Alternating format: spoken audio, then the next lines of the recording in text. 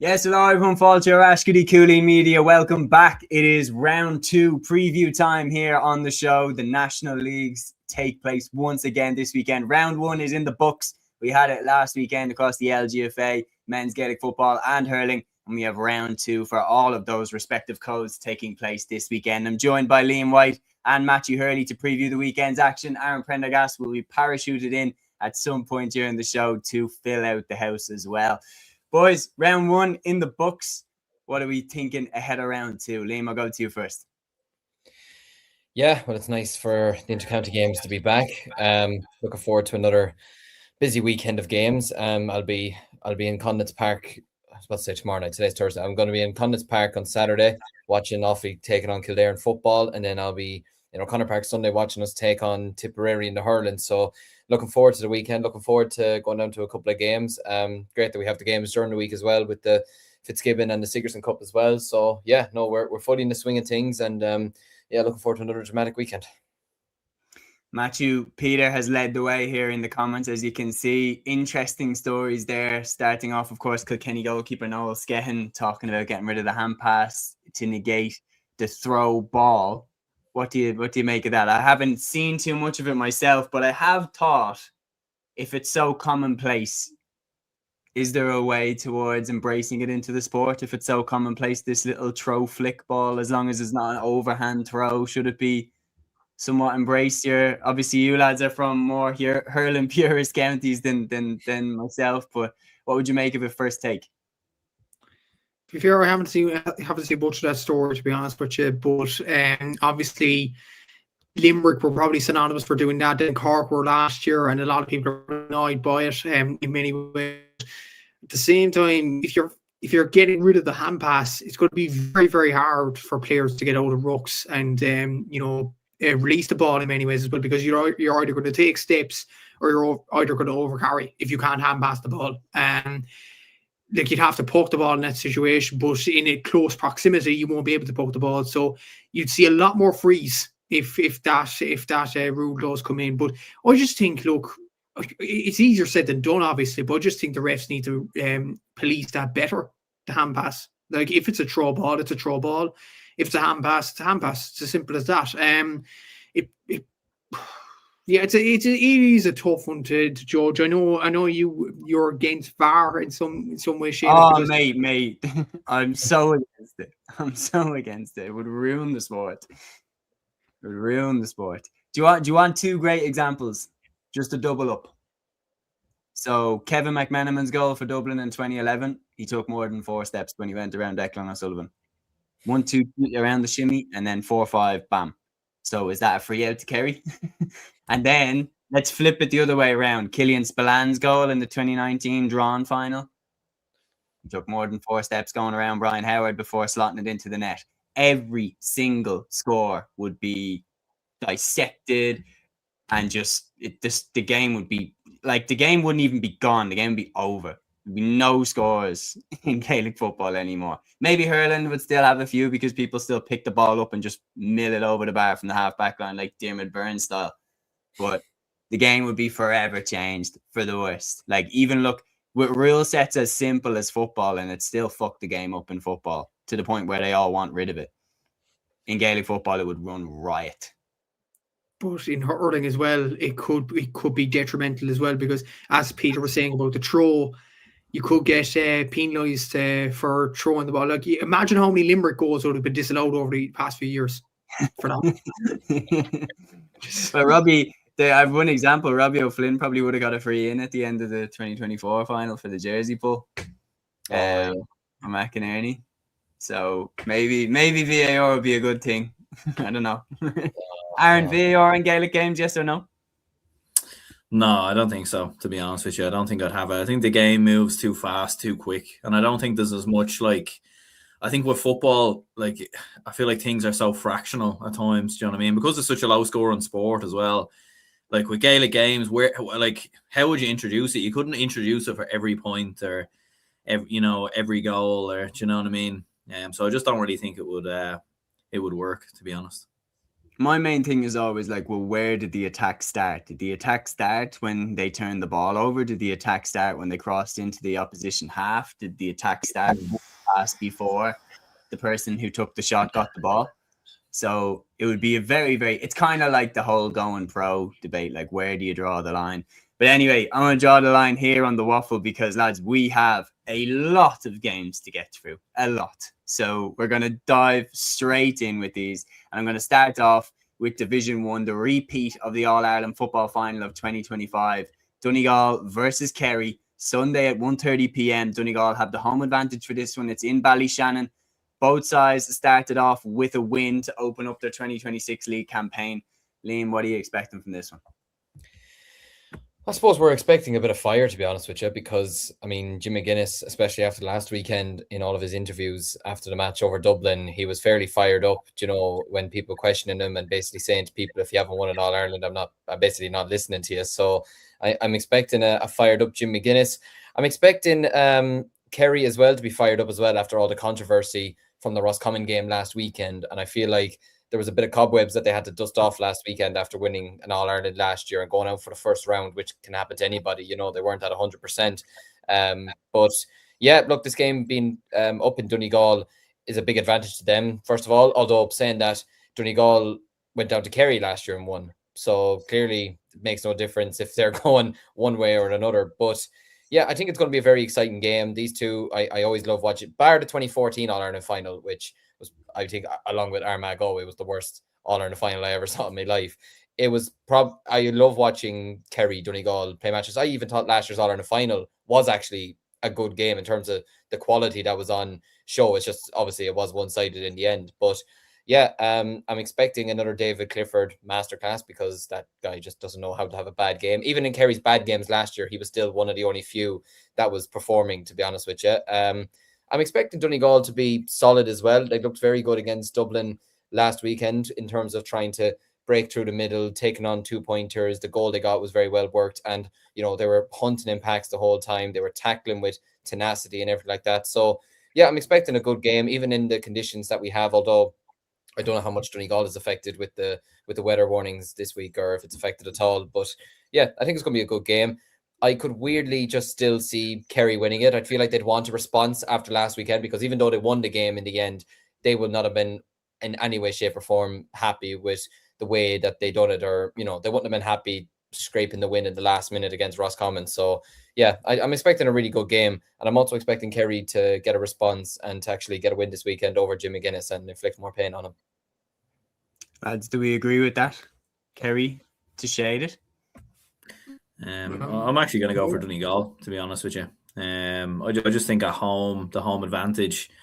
And I think as well, like, Kerry weren't great against Roscommon last week. Do you know what I mean? Like, they obviously a lot's been made, and we don't want to go back into the, you know, the whole kind of Hootergate, as they're calling it now. But I've seen a few other ones as well. Like there was a very contentious square ball decision, and kind of a few other ones in there as well. So yeah, I fancy Donegal, to be honest. I think they're renowned for starting the league fast. I think given what happened in the summer as well, they'll want to right the wrongs.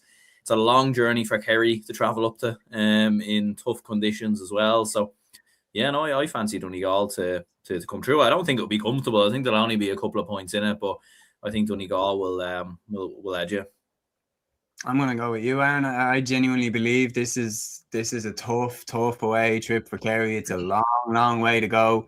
I know that there might be no weather warning, but the weather is never sunny in Donegal for a league game. It's always going to be a tough away day.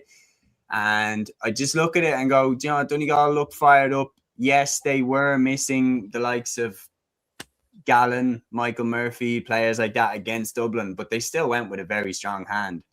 And I still think even though Kerry have the likes of Clifford and O'Shea and players like that, they did look laboured against them. They did look laboured against Roscommon in round one. They were very, very lucky to get out of there with the win. And that was a home game, not an away game. And I do believe that home advantage that Donegal have will make a big difference. I'm going to shade it to Donegal. I'm going to say 3-point win for the Tier Connell men. Matthew, are you going to side up with Liam or are you going to side up with the Dubs? Well, if Ballyshannon's anything like Ballybuffet, I'd have to side up with the Dubs. To be honest, I think it is to be honest. As you said there, Séamus, anywhere in Donegal, you'd be in a weather warning anyway. Weather warning, no weather warning. So I'd say it'll be tough for the Kerry boys going up there. To be fair, like I've never been to Ballybove, but I've seen the conditions up there, and it gets pretty bad. Look at the cameras. So no, I'd say I'm gonna go for Donegal to win. And I think they weren't perfect against Dublin last week. Look, their shooting accuracy wasn't great. Dublin actually had shots that they more shooting at him, but they were missing Michael Murphy. They were missing Oisin Gallen as well. I think if they have Michael Langan and Hugh McFadden in midfield, I think they have the capacity to do against Kerry midfield. I know Joe O'Connor's in and around the panel for Kerry right now, but I think those two guys for Donegal are very, very strong. And Shane Malone up front, I think he wants to stamp his authority on as well. Got a great goal against Dublin last weekend. Yeah, I'm going to go for Donegal to win just because of the home advantage. I think it's going to be a tough trip to go up there for Kerry. And you all are the champions, don't start the league well. So, no, I'm going to go for Donegal. Yeah, I mean, they definitely have unearthed another gem there in Shane Malone. He looked really, really sharp against Dublin. Great goal into the Hill 16 end. And then you combine it as well with how good Finbar O'Rourke looked in that game. Like, it is very, very interesting.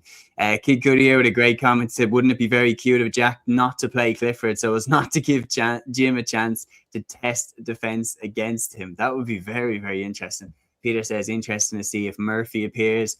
Like, if both of those things happen, then there's definitely some serious shadow boxing going on between both of them. Jimmy versus Jacko round 2. Ding, ding, ding. Patrick here says Kerry 113, Donegal 115. Peter saying 2014 final Papa's Mare with that kick out to Donaghy. Kenny Guckian here says home advantage should be key for Donegal to get over the line. A tough place to go for Kerry. Peter saying Kerry by 5. They'll be looking to go 7 from 7 in the league. Ryan Gallagher says Donegal by 4. Mikey says Donegal by 3. There is a lot of differing opinions on how this is going to go. Patrick here says McGuinness will be ready to get back at Kerry, especially with home advantage. And Liam, what you were talking about as well, McGuinness being spiky the way that he was. I mean, if there's a chance to actually lash out at a team for what's causing him to be so spiky, it served itself up on a silver platter this weekend. That is true, but I can also still remember the mood he was in going into the Galway game last year, and then that absolutely blew up in his face, you know. So I like, it's a weird one. This could be a one game where Jim just goes absolutely all out and Donegal just stamp their authority and show that like they're going to be able to compete with Kerry again this year and get a bit of revenge on them before the real action in the summer sort of gets underway, because they could potentially meet each other again. Or it's just going to absolutely backfire on him and Jack O'Connor is going to have his number again. And let's not make any mistake about it. Jack O'Connor will not want to lose to Donegal either. Do you know what I mean? He will absolutely not want to lose to a team that he sees as a potential threat to stopping him from winning, not even just 2 in a row, but just for this year, winning in All-Ireland in general. Do you know? So I do look, I don't think Kerry will do 7 out of 7. I think there's maybe, I feel like actually Kerry be more likely to lose to Armagh, weirdly. I don't know why. I'd like to look of Armagh against Monaghan last weekend. You know, they scored 126, wasn't it, all from play or something like that. Like, they just did something absolutely outrageous out of their 127 last weekend. So, I don't know. I just have a weird feeling Kerry will get the job done. I feel like they kind of have Donegal's number at the moment. I could look absolutely stupid come Sunday afternoon, Sunday evening, but I'm sticking my neck on the line. Kerry, for me, are the best team in the country, and I don't think they'll be wanting to be losing any sort of spark or anything in this moment of time. Well, there, even more comments. Meadman saying Donegal by 4. Tom Mahidi saying Kerry for the win. Gavin saying Donegal should win. Ryan Gallagher pointing out as well about the young talent that was pointing out with Finbar O'Rourke and Shane Malone. So do Kerry with Tomas Kennedy. I mean, I do feel for Tomas Kennedy because he had one of the best debuts you could ever have, and nobody's talking about it. Everyone's talking about the Hootergate and everything like that, but the reality is this guy is an absolute fantastic forward. And again, he does, I think it was Liam, you were saying it, Liam, I think you were saying it on our last pod, that he reminds you of like a young Tommy Walsh, like that kind of rangy build where he's fantastic under the high ball, good kicker. I do think like Kerry have unearthed a gem there at full forward. And it'd be interesting to see now when Gainey comes back in. Oh, this time it's Matthew dropping out of the call. What's going on? But I'm not saying that. I'm not saying that. What have you done, Aaron? What have you done? Anyway, Aaron, I'm going to show you the next game. I'm going to show you because this one directly concerns us. Mayo versus Dublin, a Sunday at 1:30 in McHale Park. What a game this is going to be. Unfortunately, just like the hurling last week, we're not going to be able to watch it. I won't be able to get myself down to Mayo on Sunday, unfortunately. So it's another keeping up to date on the radio job. Yeah. Look, and to be fair to TG Cahir, they do a lot of great work, and there's a lot of games for them to show. There's football, hurling, ladies football. Like, you don't want to be criticizing anyone for not showing this game. I get you can't show the same teams every week, but yeah, it is a little bit disappointing that a game of this magnitude isn't on anywhere. Even if GA Plus or something could pick it up, I don't know. But look, in terms of the game itself, it's going to be a very interesting game. To be fair, like Mayo looked very good the last day versus Galway, very explosive.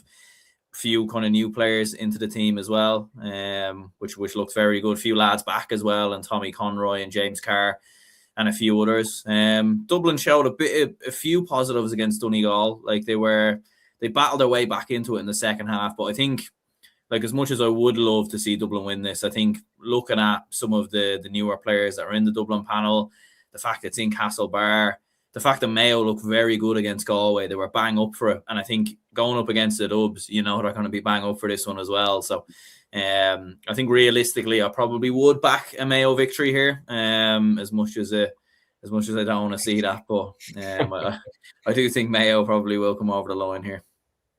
Yeah, I think it's teed up to be a very, very difficult second game. Now, am I correct in saying that it was the second game? So no, it was the third game a couple of years ago when we got relegated, where we played Armagh, then Kerry, then Mayo. Like, Mayo seemed to always be the next up when we're in a bad run of form. And like, we had a decent performance against Donegal. There's no question about it. And I think I was talking about it, which is on the last show, was that game against Donegal was kind of just a reminder that we're still a good team. We're still a very good team, but we're not head and shoulders above everybody like we used to be 5-10 years ago. We're not that level anymore. And that's going to take some getting used to for Dublin fans. It's like when Kilkenny had to get used to not winning All-Irelands every year, after the 2015 final All-Ireland under Brian Cody. Meadman saying GA Go should have someone down there. Dublin look decent, but Mayo, I think Mayo edge it. Peter saying Mayo looked in better form. Patrick also says Mayo by 5 finally have the firepower up front with Dara Byrne and Keane McHale. Mayo going to be putting up big scores this season. Peter saying footnote, still early days. Gavin says, had this conversation a million times, but I don't know why GA Plus only come in for the championship directly. There's arguably more games in the league and more need for coverage now. Ryan saying Mayo have a new gem in Dara Byrne. They certainly do. He looked very, very good. And again, am I correct in saying a Kitog? He's a left-footed kicker? I think he played on the right-hand side last weekend, so I think he is a left-footed kicker, yeah. Yeah, but they need one. I mean, if he is a left-footed kicker, he's perfect for them. Mayo for a narrow win, disgraceful. This game is not on the TV, says Tom Mahidi. And Peter says, can see Andy's philosophy starting to come through. Mikey says, Keane McHale and Dara Byrne, Mayo's 2 best finds this year. Meadman saying, what do you think about Mead? I think they're moving well, but we'll come to them in a few minutes after we finish up on Division 1 and their next game, of course. Look, this game, to be honest, I think on the coverage side of things, I just think, why not give first dibs to the people who have the broadcasting rights, and then if nobody's touching the game, I don't see the harm in letting it be streamed live on their YouTube channel or something like that. The thing is, TG Cahir do amazing stuff, and what they pull off, and this is why it's kind of a little bit frustrating, is because TG Cahir set the bar with the Super Sunday on the final day of the league. Do you remember how sick that is? And they're doing it again this year, where the games are live and everything like that. Well, isn't it? Yeah, for both Division 1 and 2. They've 3 games live streamed on YouTube at one time, and they have then the game live on TV, and they're bouncing from ground to ground. So we see that that's possible. And I know that it's hard to put together. It's very hard to put together. For Dublin Mayo, though, Dublin Mayo, if you manage to get someone down there with a camera, that would draw huge viewership. That's two of the most, I'd say pound for pound, that's two of the most supported counties in Ireland. And it's a huge opportunity. It kind of reminds me of, like, do you remember Limerick Cork in the hurling last year when for a while it looked like no one was going to show it? I'm hoping that TG4 just come in and sweep it up and put it on the player or something. I'm hoping that happens. Yeah, I'm hoping that happens. But yeah, fingers crossed. But I'll be keeping tuned on the radio. As for my prediction for it, Aaron, I'm gonna go the same with as what you said. I still think we're kind of finding our feet under Ger Brennan. Andy Moran as well. Like I said that Mayo would beat Galway in round one. But I just expected Mayo to hit the ground running. I really thought, like, Andy Moran coming in, he knows these lads like the back of his hand. He's going to be like, we're on it from get-go. And to beat Galway away from home the way that they did, where they didn't, again, like, they didn't make it easy for themselves, but my God, they defended really, really well. And yeah, I just feel like getting Dublin down there in round two, the crowd's going to be buzzing for it. If we win this game, it's a huge win. It's a huge win, especially early in Ger Brennan's reign. But yeah, I think the most likely outcome I can see is that Mayo take it by a couple of points in a dramatic game. But I think Mayo shade it by 2 points. Liam, I'll go to you next. I think this is either a Mayo win or a draw, because I feel like Dublin and Ger Brennan, despite the fact that there was positives from last weekend's game against Donegal, there were probably things that he wants to work on during the week that he'll want to fix. I think for one big thing example, last week the 2-pointer for Dublin just simply wasn't working. Now, that was down a lot to the Donegal defence and their blanket and, you know, swarming any Dublin player that was in any sort of space to try and kick over a 2-pointer, and they were turning over very well. But I don't think Dublin win this weekend, but I think you can certainly get a draw, and I certainly think you can push Mayo all the way. But like you said there, look, Mayo just last weekend did so well to go down to Galway and beat them. And look, it's not the same Dublin team, like you said, it's not the same Dublin team as a couple of years ago. And Mayo do love playing against Dublin. They absolutely relish this fixture, you know, in terms of the hype and the supporters. They all get behind the players, and they're going to get behind Andy Moran again this weekend. I really like Andy Moran as a manager as well as I did as a player, to be honest with you. I think he's going to be a very, very good manager over the next number of years. It's weird to say if he succeeds with Mayo, because you're thinking, what's success with Mayo? It is winning an All-Ireland, obviously, but where they are at the moment, are they going to win an All-Ireland? You're thinking maybe if you could win a Connacht title, get yourselves back to maybe an All-Ireland semi-final first, and then progress from there.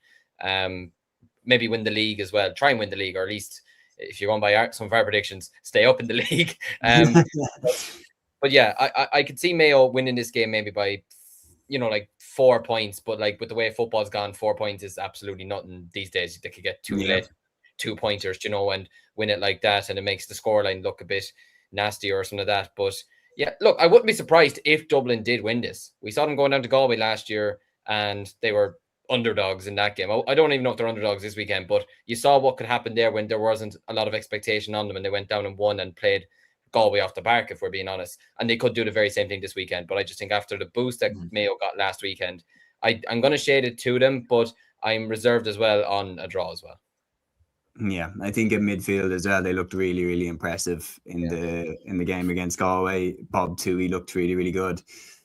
Jordan Flynn kept dropping in as well to help out, and I'm looking at that going, we looked at sea a little bit sometimes in midfield against Donegal, and I know that that's Donegal's midfield, but I think with Hennelly's kickouts as well, they're going to be sharp on their kickouts, and we're going to be under pressure from ours again, especially with the Mayo crowd basically being on the pitch because of how passionate they are. Like it'll be a tough venue, and I could see us again, because the new rules are so batshit that like we could be up by 5 points to go and lose, or they could be up by 5 points and we could still get out of there with the win. It's really, really hard to call, but I'd say it makes more sense that Mayo win. Matthew, what are you going for? Probably go for Mayo win, but I still think there was more positives in the Dublin performance than maybe some people perceived it to be. On the kickouts, you were mentioning there, Séamus, that they looked at see. It probably looked at on the TV. They did look at see, but look at the stats. They won. What was it? 64% of their kickouts, Dublin, and that was more than Donegal. So, Wow. like, that's what I'm reading here. Yeah, 64%. Put me in my place. Oh, my hands up there. They won 16 out of 25 kickouts, Dublin. But it looks at where the ball was going, it looked like most of them were actually long. And I know you mentioned the other night that the forwards weren't contributing as much, but one fella that didn't score was Niall Scully, but he contributed to 4 assists. So he's that kind of player, you know. So I do think there was still positives. I think Luke Brannock, he has to start this game. Yeah. After his performance last week, he has to start. I think there is potential in this Dublin midfield. I don't know, is Pat O'Covey-Byrne close, Séamus, or is he? I haven't had an update on him, but I think he should. I think he'll be back at some point in the league, but I don't think he'll play on Sunday. Okay, so look, if Padder does come back eventually, I was saying Ethan Dunn as well played Sigerson, didn't he? Yesterday. Yeah, during the week, for DCU. Yeah. So it's unlikely he plays in this. It'll probably be Lahiff and Howard at midfield, I'd say. Yeah, and Howard's not a bad option midfield. He really isn't. Solid midfield. Need to put McGuinness back in there as well. Like, I think. Yeah, McGuinness isn't the wing forward. I get it. It makes sense, but for me, he's a number 9, like alongside a big midfielder. He's like a road. He's a player that you give the number 12 jersey to, but he's going to be playing 3-man midfield. Do you know? Jordan Flynn. There's a lot of players that they'd have 15 or 12 on their back, or even 5 on their back, but like, sure, they're playing midfield. Let's be honest, or they're just playing wing back. They're not playing in that position. It's like numbers these days just mean absolutely nothing. You know? Yeah. I am nervous though, because I do think like we lose this and. You know, all of a sudden we've lost back-to-back games, and like it's Monaghan and Kerry coming up after that. Then. It's a very quick, and like Monaghan like will need those points. Like it's really, really interesting. Especially we're gonna get onto it now. Roscommon against Monaghan in the Hyde, and like when we're highlighting games that immediately scream importance. I mean, this one has to be right up there in terms of like whoever loses this, because. Like, if we're being honest, Roscommon and Monaghan have been tipped by a lot of people to be in the relegation places or not. But people have usually picked one of these two to go down. They're facing each other in round 2 in the Hyde. And let's be honest, lads, I'll throw it to you first, Matthew. Roscommon looked a hell of a lot better in round 1 than Monaghan did. That could be a bad thing, though, from a Roscommon point of view, because they exerted so much energy into that Kerry game. And Monaghan, they knew with minutes going down the clock, they knew the game was over against Armagh, so they didn't try. And obviously they didn't, because, like, why would you in that situation? Was disappointed with Monaghan last week. Even the likes of Stephen Mooney, who's one of the top scorers in the Sigurdsson Cup for Dundalk IT, he actually came off at 60 minutes while playing full forward, and he didn't score anything for Monaghan, which was a concern because he has been absolutely electric in the college competitions. Andrew Woods performed some good sparks. I think Stephen O'Hanlon, Monaghan were very reliant on him last week. I thought excellent performance, 7 points of play, absolutely superb. But they can't be as over-reliant as they were on him in this game against Roscommon. And look, it'll be interesting from Roscommon point of view. Will the Bridges lads be back? I doubt it, to be honest with you. They had a hard run in the All-Ireland, obviously going to extra time against Dingle. They probably need time to recuperate. Obviously, Ben O'Carroll and Bobby Nugent were playing during the week for UCD in the Sigurdsson as well, which adds to that. And there was a few Roscommon players involved in the Sigurdsson Cup during the week. Owen Colleran did well for University of Galway. I think the likes of Owen Ward actually was playing for DCU on Wednesday evening against UCC and performed pretty well. But obviously those lads would be pretty tired. Look at the performances from the Roscommon players last week. Dara Craig, Dermot Murta performed very well. Enda Smith is another gear to go up on. I'd fancy Roscommon to win the game, judging by last week's performances. But it'd be the most Monaghan-esque thing to turn up this weekend and beat Roscommon. I'm just going to say that. No, that's what I mean. Is like I haven't really flinch, to be honest, in my prediction for them to stay up, because I'm like, yeah, I've seen this before. Like, literally, this Monaghan team is like, Nate Diaz in the UFC. They get the living shit out of him for the first round and then just like still somehow win in the 5th round. Like, they are just, it's never over till it's over with this Monaghan team. And I really wouldn't be surprised still if they manage to stay up, because especially towards the end of the league, I could see a lot of teams taking the foot off the gas if they've realised that they're safe. And if Monaghan have realised that they're not safe, they'll be putting the foot down on the gas. And I could see them picking up some surprise victories towards the end of the league campaign. And they're at least going to have a go at it. Have a go at it. And I'd be surprised if they go down with a whimper, to be honest. Like, I really, really would be surprised. Kikudi here saying, was at the Monaghan game, O'Hanlon was excellent, and good to have Carl Gallagher back, of course, in the AFL. A lot of young players, especially defenders. Armagh were comfortably better. Mikey says, could Monaghan have been targeting the round 2 game? Maybe they have had a heavy training block pre the Armagh game. Who knows? I strongly doubt it, though, because they had home advantage for that one, and the rivalry between Monaghan and Armagh. I think there's no way they would have wanted to lose that. Patrick says, Dublin to go down. Can't see the Brennan era going well for them. Long time since they were winning on the minor and under 20 scene. Yeah, I mean, we haven't won under 20 All Ireland in a while. I will give that. Kikudi says, Scottstown players not back until the Dublin game at the earliest, according to Gabriel Bannigan. So just in time. Brilliant. He's delighted. Yeah, sound lads. Do you not want to stay for one more week? Well, lads, time to nail your colours to the mast. I'm going to go with Roscommon. I've seen enough in that first game against Kerry that tells me that Roscommon, like Monaghan, they might turn up on it. But I've seen in the first game that Roscommon are already on it. And I know for a fact that, especially with home advantage, I'd be surprised if they go flat. Because on top of that, they'll have that kind of boiling injustice feel. And I'd say it won't hurt now if Dowd fans the flames of that a little bit and they're just ready to rip into this game. So I'm going to go for Roscommon to win this one by 4 or 5 points. Liam, what are you thinking? Well, I'm going the Monaghan-esque route as match.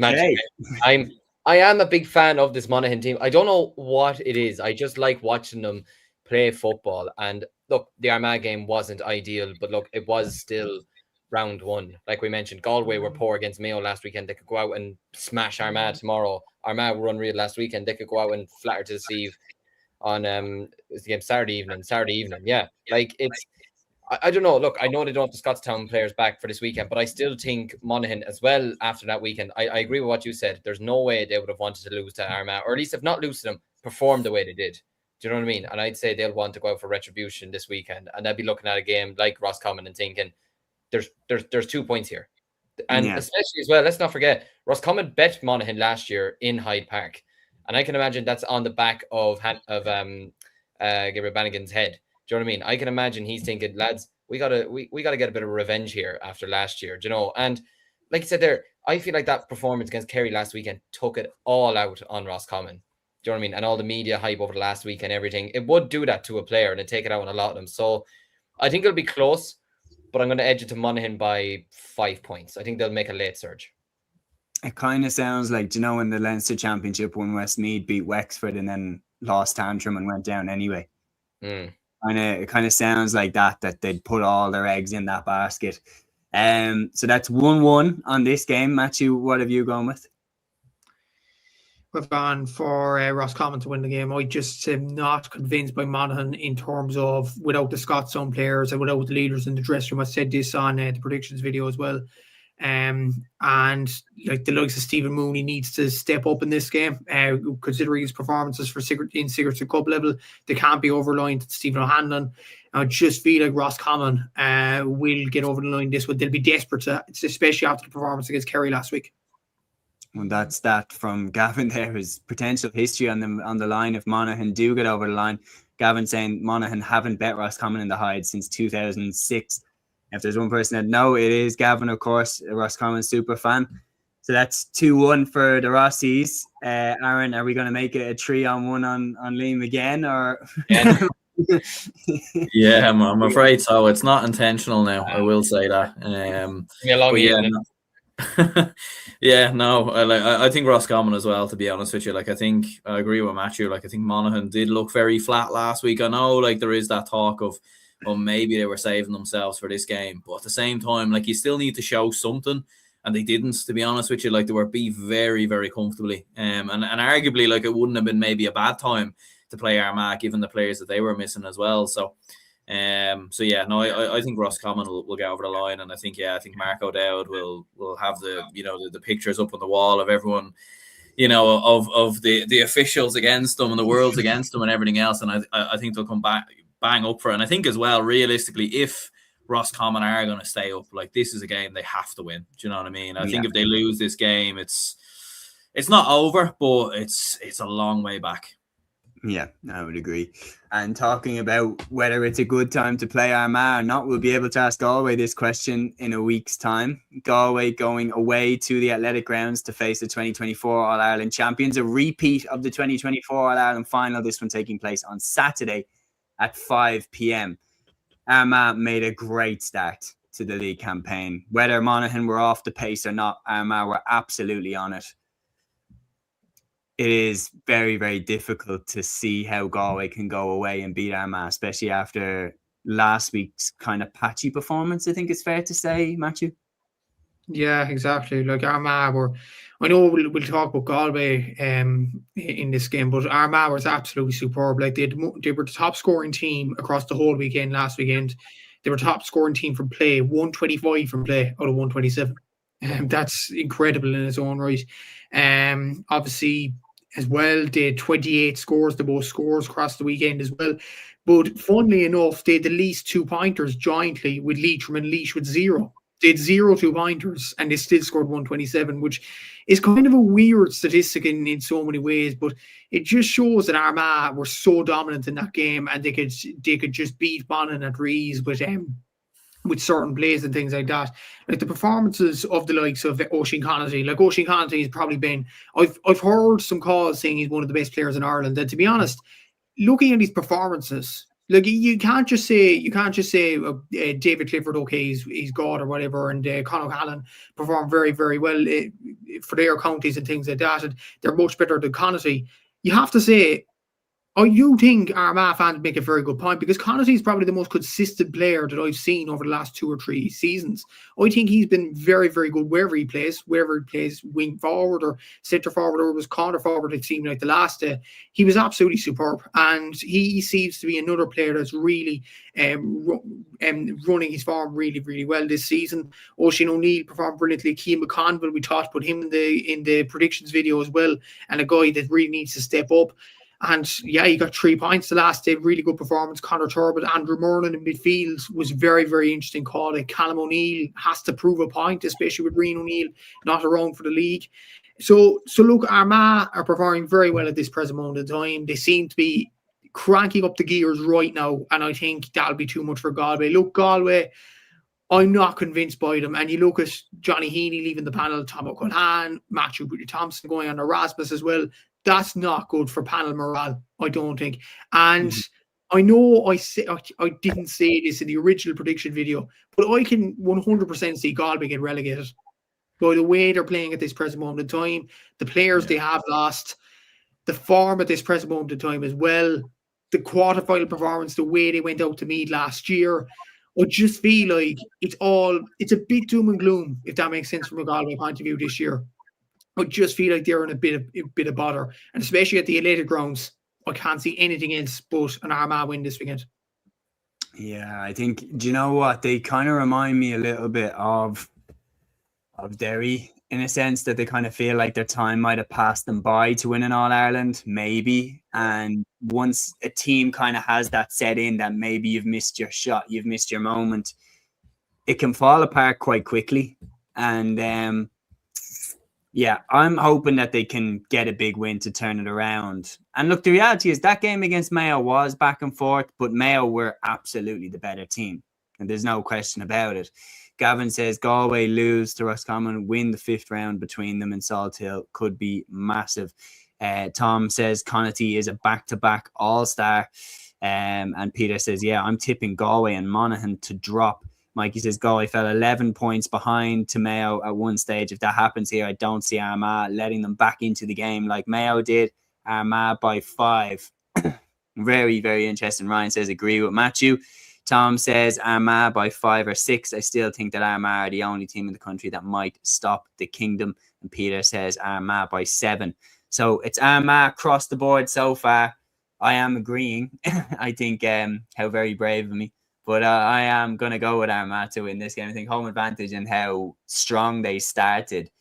But the reality is all it takes is one win to turn the ship around when you have the players that Galway have. All it takes is one win to get people to start believing in the side again. And this is a very, very good opportunity to do that. If they take a beating here, which could happen, because I think when I'm predicting this, there is a world where Armagh win this game by 9 or 10. Like I do genuinely believe they have the power up front to really go for this. So I'm going to go for them to win by about 5 or 6, but it's a dangerous game this for Galway, and they need a big win to turn the ship around, because right now I think it's heading in the wrong direction. Aaron, would you agree? Yeah, I think so as well. I think, like, you know, given how good Armagh looked, like they were flawless in many ways in the opening game. Like they were absolutely brilliant, I felt, and outstanding in more ways than one. So, yeah, I think it will be very difficult for Galway. Like what I would say about Galway is that I still do think that they, although, yeah, fair enough, they've started the league quite poorly. Like they are missing a few players playing Sigerson. I think you have Cúilín O'Corrine to come back into the side. Young Mulhern looked like a good player as well. When Shane Walsh kicks into gear, which you know will happen at some point, he's going to be absolutely huge in terms of 2-pointers. Maybe Paul Conroy will come back in, Damien Comer. So, like, I still think Galway will be okay in terms of relegation, but I would be looking at the bigger picture with Galway in terms of an All-Ireland, and they do look probably a bit off that, and especially for this game, I think you'd have to back Armagh to come through. Yeah. Liam, are you going for a clean sweep for Armagh? Yeah, it's not 3-1 this. It's 4. No, I actually, I don't want to keep hating on Galway because I don't have anything against Galway, but I just could see Armagh winning this game by 10 points in the athletic grounds. And even over the last 2 years, Armagh have had Galway's number a lot. I know Galway won the first league game against them last year, but let's be honest, Armagh were still hungover from winning that All-Ireland. You saw it in the championship.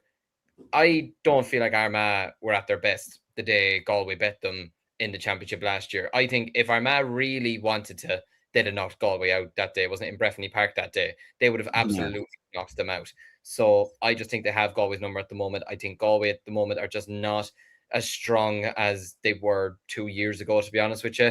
And yeah, like you mentioned there, the form that Armagh are in at the moment, and especially, I mean, I'm absolutely delighted because he's in my fantasy team. Andrew Murnan is in some unbelievable form at the moment. Conor Turbitt got 6 points last weekend. These types of players, Oisin O'Neill, who I rate very highly as well, Jarnett Oak Burns, you know, I think these players are going to relish in a game like this weekend. I could see Armagh building up a big lead at halftime, maybe taking the, I suppose, easing off a small bit in the second half, but I can't see Galway coming back into the game like they did against Mayo. I think Armagh will be a bit more ruthless, and I actually think this could be a bad weekend for Galway. So of course now watch them go and win by 5 points. Yeah, absolutely. We have a few comments here to go through. Aaron Gubbins here, a good County Clare man, I'm guessing, says, well, lads, great to listen to you, even though I don't know what's your problem with Clare in both codes. To be fair, I don't blame Matthew for hating Clare. All the fuck. But he also says, very harsh in all of your table predictions for Clare when they've been so close for the last 2 or 3 years. Got robbed too in football now, Division 3. Yeah, to be fair, like Clare did, like, had that bizarre incident with Westmeath last year where nobody knew what was it a goal for Clare or a goal for Westmeath, but it was given as a free out, and it absolutely did, you know, damage Clare's opportunity to go up. Everyone thought it was a square ball, but it was actually a free out. Jason was telling me, for a push in the back on a defender, or there was something nuts like. Not Westmeath need. No. So maybe it was 2 years ago then. 2 years ago. Yeah, 2 years ago. Apologies. 2 years ago. Sorry. But yeah, no, that year I remember feeling particularly sorry for Clare that year. Yeah, look, Division 3, it's genuinely, this is speaking from my perspective. I'm sure you lads can agree with it. Like, it's just Division 3 is actually really, really hard to call. There's a lot of teams there that are very, very tough to predict where they're going to finish. Sligo seem to be heading in the right direction in terms of what they've done on the club scene, with Kildare obviously winning Connacht last year, the under-20 All-Irelands, the under-20 Connacht success and everything like that. It's all seemed to be pointing in the right direction. And I don't think last year was a fair reflection of where Sligo are at in terms of where they're capable of being. And you look at some of the losses that Clare have had, Keelan Sexton not playing, some of the big retirements over the last few years that Clare have suffered. And I just felt like usually there's a little bit of I can compare them to, like, when Longford were so close to getting out of Division 3 a few years in a row in the 2010s, so close to getting out, and then they just had one year where they just kind of finished mid-table. I feel like that could be what Clare had this year, and I could be completely wrong. Watch this be the year now that they go up. But the hurling, there may or may not be in a Dublin bias from my perspective for putting them above. But we did well, I thought, in that game. And to be fair to Aaron, he says here, as a Clare man, I was very impressed with Dublin last weekend. Hope they kick on. Now we'll knock Limerick out of the championship again this year now, hopefully. Question for you, Matthew. He says, who is winning the Harty Cup? Sorry, I'm really, really sorry, Aaron. I know. No, not much. I'm really sorry. I know Flannans have done well to get to the final, but has to be Nina CBS. Sorry. We'll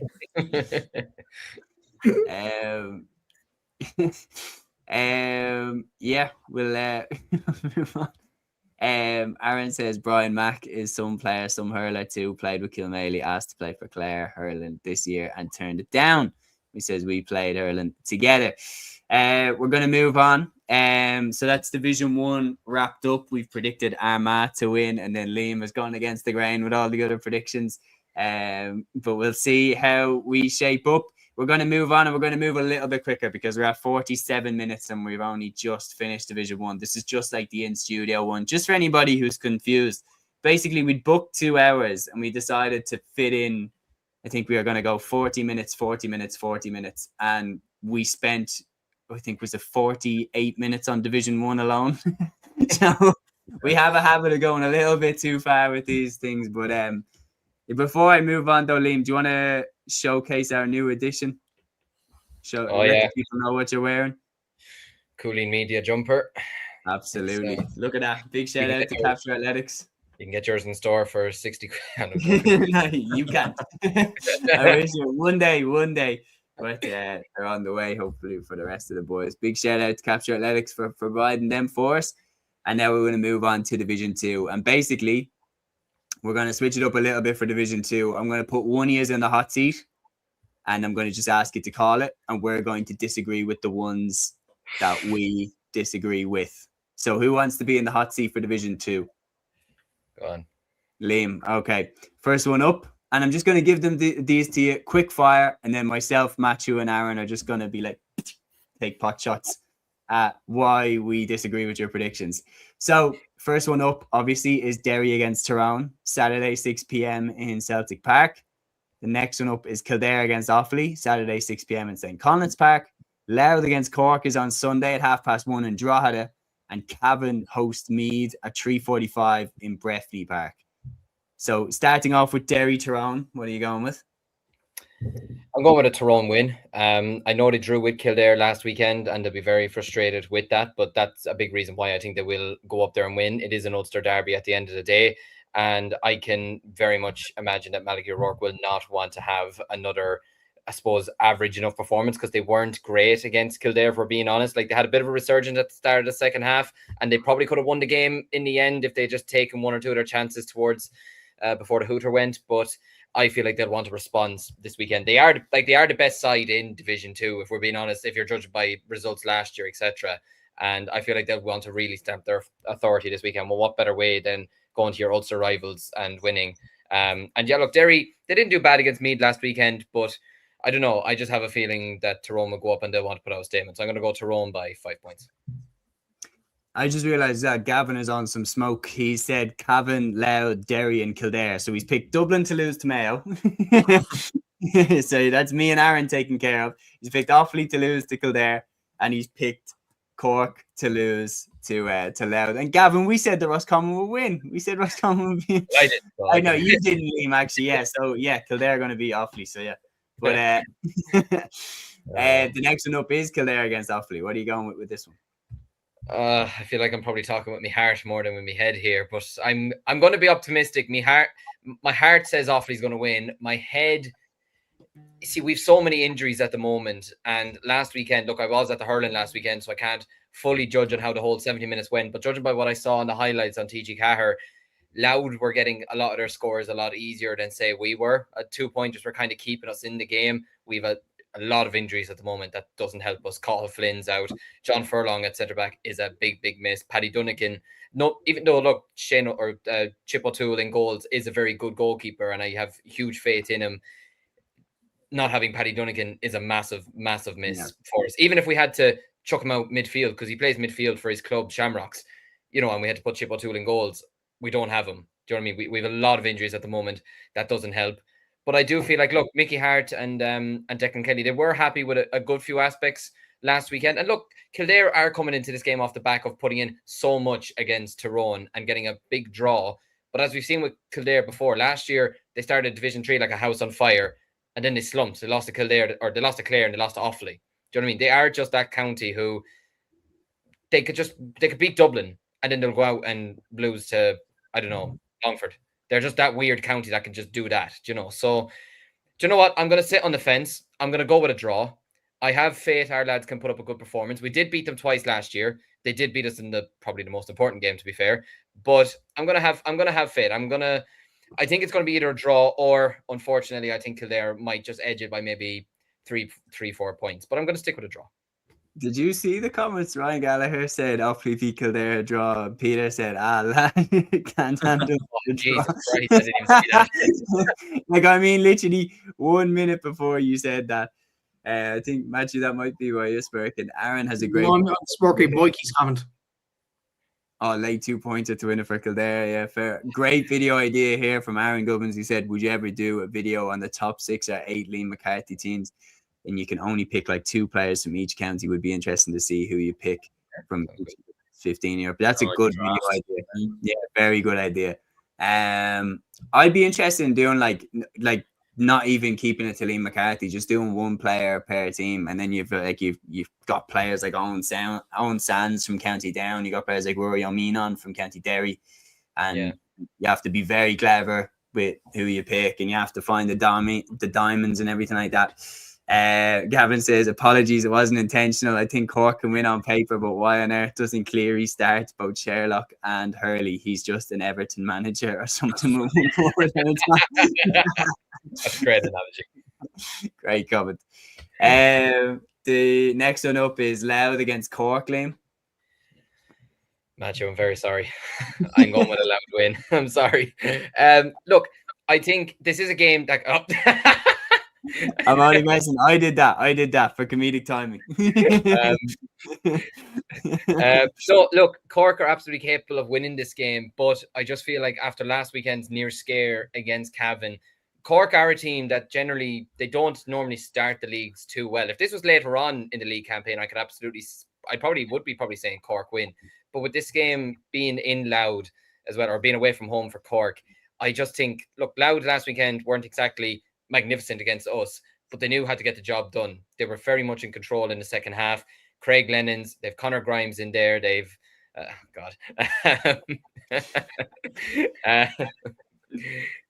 Sam Mulroy, I mean, is just one of the best footballers in the country. I'm going to shade it to Louth by 4 points. Sorry, Matthew. We had a hardcore Louth fan in here as well who pointed out last week on our weekend review show that Sam Mulroy only scored a goal point. 1-1, yeah. Big tally last week. So that's a very positive sign. But I will say, I was getting updates from a friend of mine who was at the football, and he just said he was the orchestra of everything. Like, even though he only scored 1-1, he was conducting everything, and he was at the center of everything. So, I wouldn't judge him off just scoring 1-1. And you say he only scored 1-1. They won the game by 5 points. He doesn't score that. It's a 1 point game. It's a lot. So, But yeah, I'm gonna stick with Loud. So Matthew, I'm sorry again. And the final one, Cavan against Meath, Breffni Park, 3:45 on Sunday. Yeah, I'm going for Meath. I was very impressed with them against Derry. They have a lot of really good footballers at the moment. They're playing really nice football. Now, in fairness to Cavan, they put up, God's sake, This guy made 4 draws. Every game's a draw. But to be fair, it is Division 2. It's a weird division. Like every game this weekend. Such a hard division to call. There's a reason why we got hate for Division 2 predictions. Like it's so hard. There's a reason why Division 2 has easily the most amount of views and engagement and comments and everything. Like far more than any other division, because it's the most debated division. Easy, like, every year. It's like the championship in England. You actually can't predict who's going to do well and who's going to go down. Do you know what I mean? So yeah, no, I just think Jordan Morris, Connor Duke, Owen Frayne, I think Jesus. But yeah, I just think with those players at the helm, you've Sean Rafferty there as well. Jack Flynn, who was unbelievable against Derry last weekend. I'm going to give it to Meath to win by about 6 points. I thought Cavan did well against Cork last weekend, and they could nearly have won the game. But again, I feel like that probably took a lot out of them to try and get a game, win a game down there that they probably were targeting. But I just think Meath are a good bit ahead of Cavan at the moment. So yeah, I'm going to stick with them. So you're going Tyrone, draw, did you say? Tyrone, draw, Loud, and Meath. Yeah. I'm going Tyrone, Kildare. Fair enough. Loud. And I'm going to go with Meath as well to beat Cavan. Aaron, your quick picks? Yeah, I agree. Same 4 picks as you. Yeah. No, I think you both put it really well, so nothing else to add. Matthew? Tyrone. I'll go with draw. I'm with Liam. I'm with Liam for Hofley Kildare, even though Kildare performed very well last weekend. But I'm going to go for a draw. I believe in the faithful county, even though I don't believe my own. But look,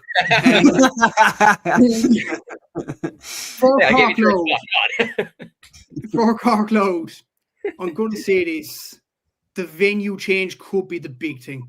The game's on in Drogheda instead of RD. RD is not a good pitch. Drogheda is a carpet. It looks like a carpet anyway.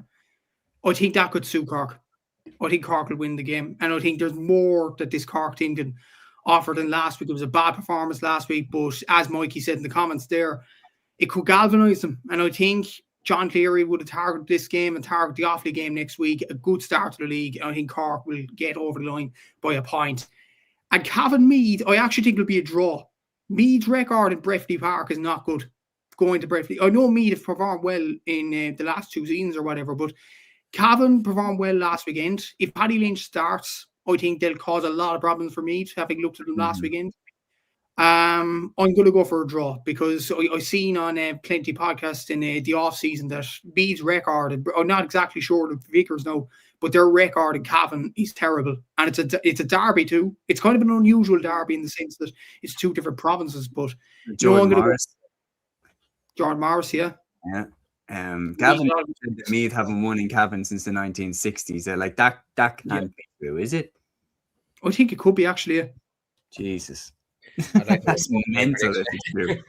Well, they're in the habit under Robbie Brennan of bridging long gaps. I mean, not winning Leinster, but they did beat us, to be fair. But yeah, they're on the right track. There's no question about it. They're on the right track. And I'm going to go with them to get over the line. We're going to rattle off as well our quick lists for Division 3 and 4 because looking at the clock there, we still have hurling and LGFA to get through. So let's get the speed up on this thing. So Division 3 is round 2. I'll take the lead this time, Liam. I put you in the line of fire last time, so I'll put myself in the line of fire this time. So Division 3's round 2 sees Limerick host Down Saturday 2 p.m. in Mick Neville Park. Wexford hosts Laois at 6 p.m. on Saturday in Wexford Park. Clare hosts Westmeath on Sunday at 2 p.m. in Cusack Park. And Sligo hosts Fermanagh at 2 p.m. on Sunday in Markievicz Park. Very, very interesting games here to call. I'm going to go with Down to beat Limerick, Wexford to beat Laois, a draw between Clare and Westmeath, and Sligo to beat Fermanagh. Any disagreements? Anyone want to take any shots at my predictions there? I think just one. Westmeath and Clare. I think Westmeath. Yeah, I same. I'd go for Clare, to be honest with you. I'd go for Clare to win that game. We've got the full spectrum here. Liam, which one wins? You have to cast and vote.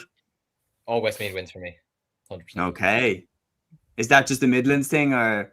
No, I'm very impressed. Absolutely not a Midlands thing. I don't want Westmeath winning. No, I'm very impressed with Mark McHugh. And I also think winning that game last weekend against Sligo, I think could weirdly do so much for Westmeath, considering last year the amount of games they didn't win when they probably should have. This year, they've won a game against Sligo where in the final few minutes, they were down and out by a point and they came back and won it. I think that could do so much for them in terms of confidence. I think Mark McHugh is going to be an excellent Westmeath manager. And yeah, if to go down to Clare and pick up a big away win, I think is very much on his agenda. So I'm going to go with Westmeath to win by, I'd say maybe 3 points. I'll just go back to that game 2 years ago though, where Clare had them. I think, and that was the year, correct me if I'm wrong, but that was the year after Colm Collins had retired and a lot of players had left. Do you remember that was the year where there was a mass exodus of players? Owen Cleary wasn't with the panel that year. Jamie Malone wasn't with the panel that year. And they still really, really pushed Westmeath all the way. And that was a Westmeath team that had John Heslin still, had Ronan O'Toole playing. Desi Dolan was in charge. It was probably just a little bit of a better Westmeath side. I do think that this Westmeath team is heading in the right direction, but I probably would have shaded that Westmeath team is slightly better, given as well that they did end up going on to win Division 3 that year against Down in the final. Aaron says Clare to win by 3. Ryan Gallagher says Sligo to win by 2. What? I said the Aarons know best. Yeah. Ryan says Down, Wexford, Westmeath and Sligo. And Ryan also says Clare should have went up that year. So Aaron's gone for Clare. I've gone for a draw. Matthew and Liam have tipped it in Westmeath's favour. But apart from that, I think in terms of the other games, I think it's fairly obvious. One that maybe we could get wrong. I do think I don't see Down not beating Limerick, and I don't see Sligo not beating Fermanagh. Wexford and Laois. Are we all confident in Wexford winning that one, or is that because that strikes me as a game that Laois tend to win games like that to just about stay up in Division 3? I think so, yeah. I think after turning it around, and getting a big win versus Fermanagh, I'd say the confidence is going through the roof with Wexford right now. So yeah, no, I could definitely see them beating Laois. It's an interesting game because most of us would have had Wexford and Laois to get relegated. But a win for Wexford, 4 points on the board, you'd probably say they're more than close enough to stay up, if not even be pushing on the doors for promotion. So, I think Wexford will come through that. Okay. Any last points as before we move on to Division 4? Okay. Right, Aaron, I'm going to put you on the spot for this now, Division 4. So starting off, we have Carlow against Wicklow on Saturday at 6 p.m. in Cullen Park. Then we have Leitrim against Waterford on Sunday at 1 p.m. in Park Sean McDermott. Longford hosts London on Sunday at 1 p.m. in Pearse Park, and Tipperary host Antrim on Sunday at 2 p.m. in Semple Stadium. So real quick, what is your picks for those 4 games?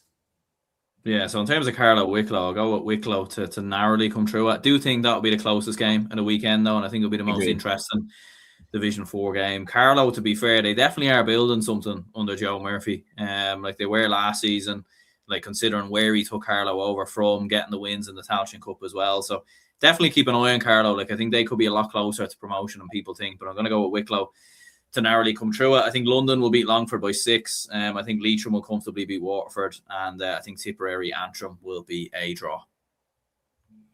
Okay, I'm going to go with Carlow to actually beat Wicklow. I do think home advantage. I think I'm going to shade it to them. I think Leitrim will beat Waterford. I think Longford will beat London, and I think Antrim will beat Tip. Boys, what are you saying? I would say I'd agree. I think London will beat Longford football, as one of the comments said, SOS. Longford football, they need a big result, but I don't think they're going to get this weekend. I think Wicklow will beat Carlow. I think Leitrim will beat Waterford. And I actually think Tip will beat Antrim. Tip football is on the up again.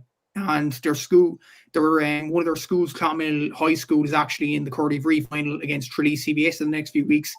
And I think Tip football could be on the way back up. And with the players that they have at their disposal, a lot of the UL boys as well, they reached the Sigerson semi-finals and home advantage. I do think Tip will beat Antrim. I think the toughest game to call out that clearly is Carlow Wicklow, in my opinion. That's the toughest one to call. I'm surprised at how many people are going. I know you made the point well. I still am surprised. It's an away league game for London. If they go away and beat Longford, it's like... Yeah, but just on that as well, like Longford haven't been playing football. Like they didn't play last week because the game was suspended, obviously, with the weather. They had a game in the O'Byrne Cup that was abandoned as well. Like I think they played one Shield game. So it's been plenty of time to get ready for this game then. If they're not ready for this game. Yeah, but they're not sharp.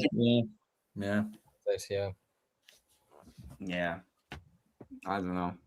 London drew at Tipperary last week as well, wasn't it? It was a very good game. 21 points each. So they've got their eye in. Just wonder how well do they travel. That's the one thing. Cavan coming in. What is the team of draws here this week? 4 draws. What's going on? But anyway, that is football. Lads, very, very quick. Just in one word, what would you predict would be like a shock of the weekend? Which one? Is it London to beat Longford away? Galway to beat Armagh. Okay. I don't say for football, it's really tough. I think, to be honest, it shouldn't, but I think if Cavan beat Meath, I think it will surprise people because of how high Meath are rated now after getting to the semi-final and everything like that. But anyway, we have comments coming in about that. Dublin to beat Mayo, says Peter. I love that one. Ryan says Antrim are going downhill. Tip by 5. So he's picked Tip to win relatively comfortably there away with Antrim, coming to their backyard. We're going to switch over though to the hurling next. And Matthew, I'm going to throw this first one to you. Division A's, 1A's, round 2, Galway against Cork, Saturday, 7 p.m. in Pearse Stadium. Cork started their league campaign off like a house on fire, battering Waterford, but you did have home advantage. Now you're on the road. How are you looking forward to this game? You might be surprised to hear my prediction on this. I actually back Galway to win this. Okay. Yeah, I just feel like with Cork, it was a bit too easy last week against Waterford. Way too easy. Just wording that. And look, it was at home, as you mentioned there. And as well as that, I watched that Galway Tip game. I was very impressed with Galway's youngsters, especially the likes of Killian Trayers in defence, Darren Erie at wing forward. I think Jason Rabbit was absolutely superb at full forward. He contributed to 1-4 in scoring. I thought he was superb, in fairness. And you look at Aaron Nyland, I think he has another few gears to go up on as well. I would think Cathal Mannion will start this game as well. And obviously as well, there's a Salt Hill factor in a weather warning. Apparently there's a weather warning this weekend as well. And Salt Hill is not the nicest ground to go to, really. Do you know my prediction, actually? Can I just jump in? My prediction, no way this game's going ahead. Just going to say it now. That's my prediction. No way this game's going ahead. So Matthew, if you're on the road at 2:00 on Saturday, just turn around. Oh, God. Thank God I'm not going up to Salt Hill. I'm going to Drogheda instead. But look, that's another story. That's but much better now. Anyway, that's besides the other reasons.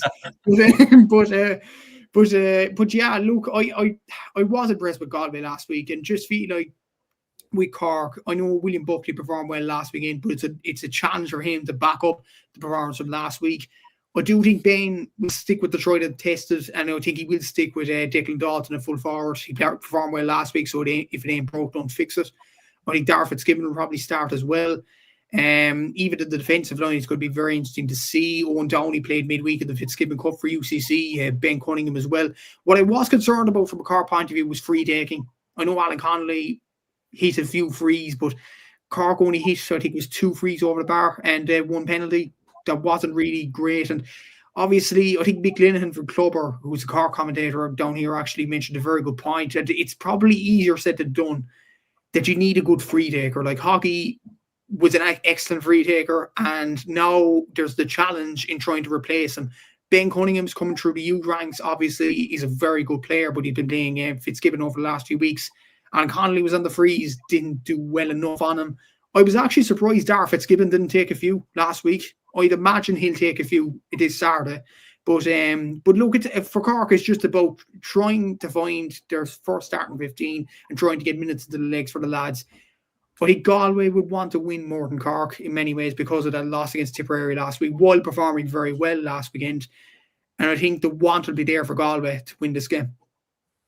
Any disagreements, lads? We've plenty of disagreements in the comments. Peter saying Cork by 10. Ryan is saying Cork by 6.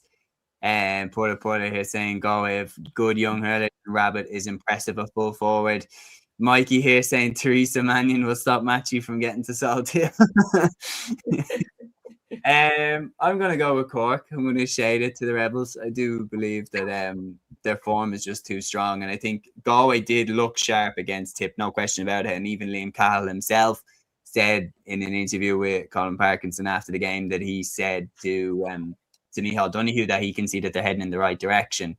But I still think Cork are further ahead down the track than them. And I think even in this league campaign, I think Ben O'Connor is the type that any game is a chance to make a statement. And I do believe Cork are going to win this game. Nowhere near as easy as the Waterford game, by the way. But I still think Cork are going to win. What are you lads thinking? Cork. Yeah, I think he's right. I think you're right, Match. I think Galway will put up a good performance this weekend. They'll want it. It's the first game at home this year. And I can even remember last year when they lost at home to Tip very badly. And then they went out against Clare and they basically destroyed them that night in Pearse Stadium to put out a statement. I could see them doing a sort of similar thing here, but I think this Cork team is ahead of that Clare team last year. And look, I know what you're saying, that it was a weakened Waterford side or Cork had it easy, but Cork were still dominant and Cork still looked a far sharper team and a lot better team. And I do like Ben O'Connor. I think he's going to do well with Cork over this season and over the next couple of years that he's given. And yeah, I could see Galway maybe leading at half time in this game, but it also depends on, really, like you said, there's Salt Hill. You need the wind. The wind is going to play a factor if we're going to be honest about it. If Cork get the wind in the second half, I could see them pulling away and maybe winning by kind of similar to like what Dublin did 2 years ago in the Leinster Championship, pulling away in the second half and winning by 3-4 points. But I think Galway will come out of this weekend still feeling positive about themselves, putting up a good challenge against the two All-Ireland finalists over the last 2 weekends. Aaron, any disagreements? Yeah, no, I think Cork will come through it, to be honest with you. I just think they looked far too strong, like physically as well. Like they were miles ahead of Waterford. And I know, like, look, I do agree. I think Galway showed a lot of impressive signs last week, especially with some of the new players coming in. But still think Cork will be too strong. And look, Ben O'Connor said it himself, even in the post-match interview with E.G. Carr, like he even said they're going for everything. Do you know what I mean? They want to win everything and they'll be going full throttle for everything as well. And they have the players to rotate, in my opinion. So, yeah, I think it might be, look, I think Galway have shown they might be moving in the right direction, but still think this game is a step too far. So I think Cork probably by 6 or 7. Okay. Yeah. That seems to be the general consensus in the group chat, but not saying in the live chat. But I do believe that Galway will put up a much better fight than Waterford did last week in round 1. Liam, I'm going to throw this one to you for obvious reasons. Offaly against Tipperary Sunday at 2 p.m. in O'Connor Park. The All-Ireland champions coming to your hometown. What are you expecting? Can we move on? I don't. No. Look, it's not like the football where my heart thinks, oh, Offaly will win this.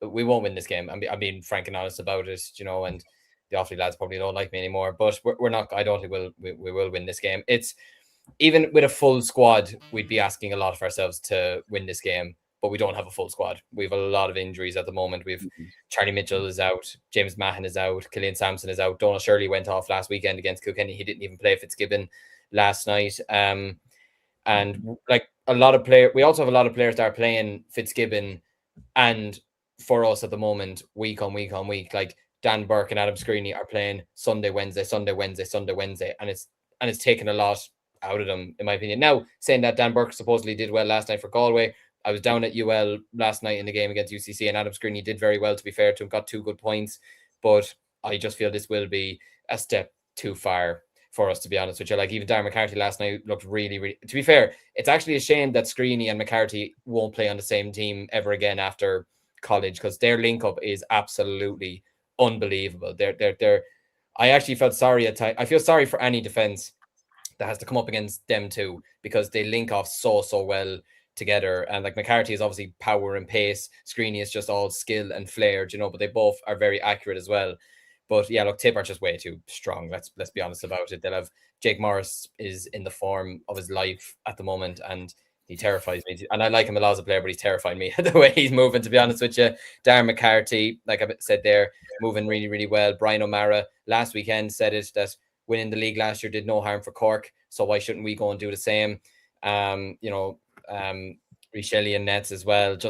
I just have a feeling it could be. Look, I think we'll put in a good performance for our standards. I don't think we'll get as close as we did against Kilkenny last weekend. I think Tipperary will win this game comfortably enough, but I think we can put in a decent performance. But look, we do have a lot of injuries at the moment, but even if we had everyone available, it would still be a big ask. So yeah, I do think, look, it's a free hit though for Offaly. I do think Tipperary will win, but it's a free hit. Like, you've got nothing to lose in this game, and to be fair, you've got nothing to lose in this whole Division 1A campaign. You can just go out there and just have a lash at all the top teams in the country. You got a very, very young squad. Most of those young lads as well are out injured, as you said. So it's a perfect opportunity to build a squad depth. And if you get relegated, Clare and Dublin are in Division 1B this year. Wexford as well are in Division 1B. Like, a lot of people are talking about Clare and Dublin in really, really high esteem. So it's going to be really, really interesting to see, how they get on in this game. But I do believe that Tip will win it. Don't think, lads, Aaron, Matthew, don't think you have any disagreements. If you don't, we'll move on to the next game, which is Waterford against Limerick. Sunday at 2 p.m. in Walsh Park. It doesn't get any easier for Waterford. Surely it has to be better, though, than it was last week. They're like, you can't. I know the players are missing, and a lot of people were saying it when we put out the clip from the game. A lot of people were coming in saying it was Waterford's B team and everything like that. But Matthew, as you said, 7 points from play in a 70-minute game of hurling. Like, you can't have a second week in a row like that. There needs to be a bite back from the Daisha this week. I was more probably upset with Waterford's performance because, I predicted them to do big things in this Division 1A campaign. I expected them to take the league a lot more seriously than they did last weekend. And it was just disappointment in many ways from that Waterford team, because they do have quality players across the county. I think if they play a decent enough and strong enough side this weekend, Limerick have performed well in pre-season and whatever, but I feel like Waterford could turn them over at home in Walsh Park. They could. I'm not saying they will. They could, if they bring their A players back into the team. Obviously, Sean Walsh is suspended now, so that's a big loss there. I don't know, will the Ballygunner lads be available? No, I don't think so. They were partying in Dingle last weekend, so why would they? Look, it's going to be difficult to see how Waterford win this game. Limerick, you talked about Cork taking the league seriously. I wasn't sure whether they'd take the league seriously because they proved that they could win the league last year, and I don't think they necessarily need to take it seriously. One team that need to take it seriously and are at the higher ends of the hurling championship is Limerick. They're taking it seriously. They're taking pre-season seriously. There's a lot of players that have come in right from the off in pre-season. Caroline Curd's back at the backroom team as well as the psychologist. Everything seems to be going pretty well for Limerick at this present moment in time. I do think they'll win this game, but I think Waterford will give it a lot to them if they get their main players, other than the Ballygunner lads, of course, back into the team. But I'm not counting on that to happen, to be honest with you. So I'm going to go for Limerick to win this by about, I don't think it'll be a hammering. I think it'll be about 7 or 8 points. I agree. Any disagreements, Ed?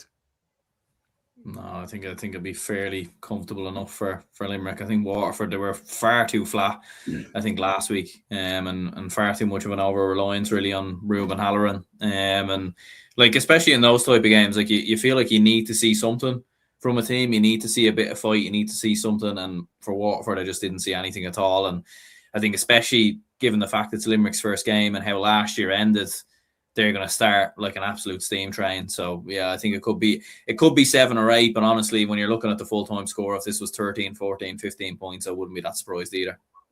15 points though, like Jesus, like that's an absolute beatdown. I don't think it will be that bad, but I do think Limerick will win.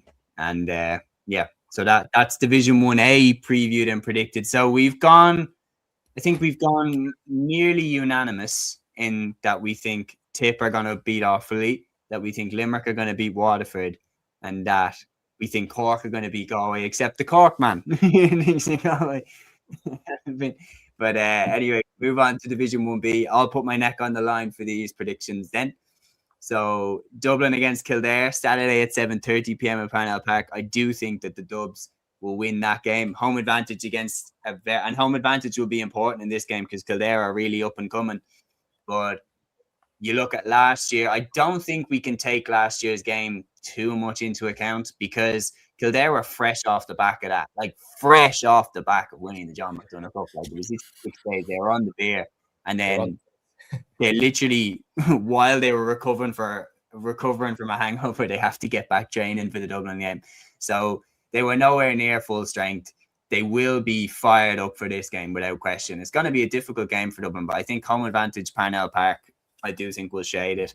Antrim against Clare is flying under the radar as one of the most spicy encounters that will take place this weekend. Like, up in Cushendall, Davy Fitz against Brian Lowe, and the rivalry that brings with it. Antrim are going to be gunning for this. Like, do you remember a few years ago with 2021 when Antrim got to Division 1 and they beat Clare in round 1? Like, they really targeted that game. So I wonder if Davy Fitz has them targeted in this game because he wants to bloody up Brian Lowen's nose just with the rivalry between the two of them. But I can't see it happening. I think Clare will get out of here fairly unscathed, and I think Clare will win the game. And then we have Down against Wexford on Sunday at 2 p.m. in McKenna Park. Now, at the beginning of the league campaign, if you'd shown me this game and said, like, Down hosting Wexford, I would have been fairly confident that Wexford would have got the win. But just having seen how shaky Wexford looked at home last week and the amount of players that they're missing, that trip away to McKenna Park could be very, very dangerous for them. I do think they will win, but I'm nowhere near as confident in that prediction as I was at the beginning of the league campaign. So I'm going Dublin, Clare, and Wexford. I am going with the favourites, but especially for the Down Wexford game, I'm not that confident. Any objections with my predictions, or anyone want to call out anything or agree with anything in particular? No, I don't. I think we'll all agree on the 3 predictions, but one thing is Davy and Brian Lowen will clash in the sidelines. That'll be the prediction of the week. What is it about the two of them? Like, they absolutely can't stand each other. Séamus, you're a UFC fan. I think you should go up and referee it. Oh, yes. Nah, let's be honest. Lowen would bury him. Like, Lowen would absolutely maul him. Like, he stood beside the two of them. Matthew, we were sitting right behind Brian Lowen in the All-Ireland final. He's a much bigger dude than you think he is. And he's big, just, he has that, like Davy has a lot more, Davy would, I feel like Davy would shout a lot at Brian Lowen. I feel like Brian Lowen would go real quiet and just be like, just ice cold stare, like, and then he just be like a lion in the water. Yeah, like a lion. Just there watching him, and Davy's like like trying to get in his face and everything. I would have loved to have seen Brian Lohan and Brian Cody go at it, actually. Brian Lohan, Brian Cody, that would have been something else. Yeah. Cody's Cody's underrated how tall he is. Cody's a big man, like without question. Aaron had a good question, actually, I think earlier on. I can't find it exactly. It was something about, here it is. For Dubs men, Séamus and Aaron, how far can you see the Dublin Hurlers go in the next few years? Limerick's Pat Ryan believes there is an All-Ireland final in 1 to 3 years. I think we're definitely heading in the right direction, but the only thing I will say is like, we have seen it before. So I'm not going to get carried away. 2013, I did get carried away. 2013, I was like, yeah, we're Hurling County now. We're going to be there every year. And just never really got back there for a long time. We're definitely heading in the right direction. Owen O'Donnell joining the Hurlers back is a good move. I think for both parties, to be honest.